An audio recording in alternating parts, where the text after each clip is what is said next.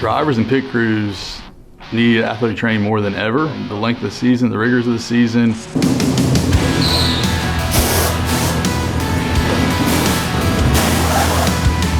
The athletic training is going to support overall performance. I like that. I like that. My name is Kureczka. I'm the athletic director at Hendrick Motorsports. I'm a proud Charlotte 49er. My role here on race day is actually to be in the command center. When the 11 gets up to the 51, it's going to start stacking them. I don't know if he gets around the 19, he's going to come fast. I say that. You have 4 angles of camera from each. You have that front changer's helmet camera, that rear changer's helmet camera, pit box, and the overhead view. What we're watching for essentially is if anything's gone wrong, potential penalties, we need to be able to relay information as quickly as possible. 3 cars between him and the 48, and they're going to fight. Now there's 2, but they'll fight. He should be okay. Immediately on Monday morning, our video crew is going to start breaking film down. Come Tuesday, we're going to watch film with the crew chief and the pit crew and the head coach, and we're going to analyze what we did at the track from the previous weekend, what we can get better at. Once we finish that film, we're going to go actually to the pit pad.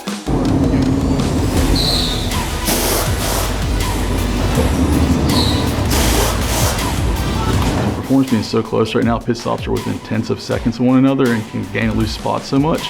Being able to provide that medical care is really going to help us gain those spots on pit road and on track.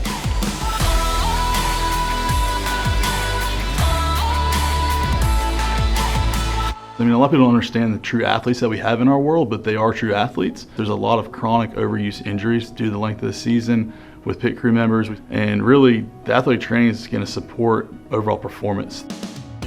Welcome to Atrium Health Motorsports Athletic Center. A quote by Mr. Hendrick: show up on time with your game face on. We currently have 6 Sornex racks. There's a camera system here that they're going to track as he does this workout. The barber shop here on our left. Coming into the training room, we got staff through Atrium Health. All of our pit crew athletes have their own locker. That'll go out to the pit pad. Right here goes out to dry recovery.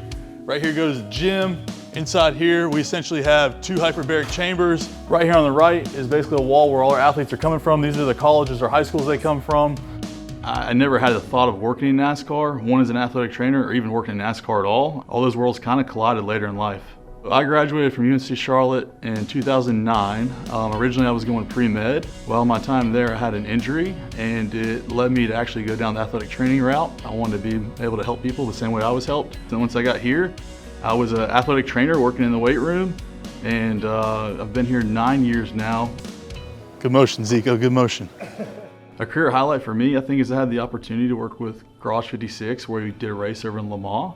Le Mans, for those that don't know, is a 24-hour endurance race, probably one of the most prestigious endurance races there are. We went over there though, and we started off the week about as good as you could.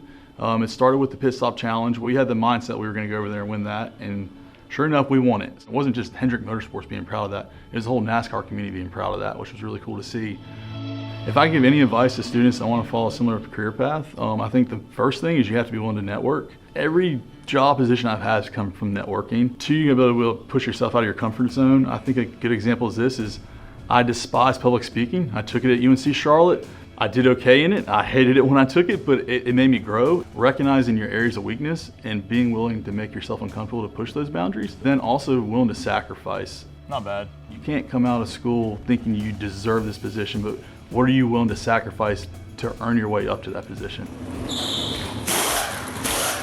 I think what's next for me is to stay right where I'm at, but to continue to push performance. Stops are going to continue to get faster and faster. Stops are going to be under 8 seconds on a regular basis, and that's what we're pushing for, and I just want to be a part of that.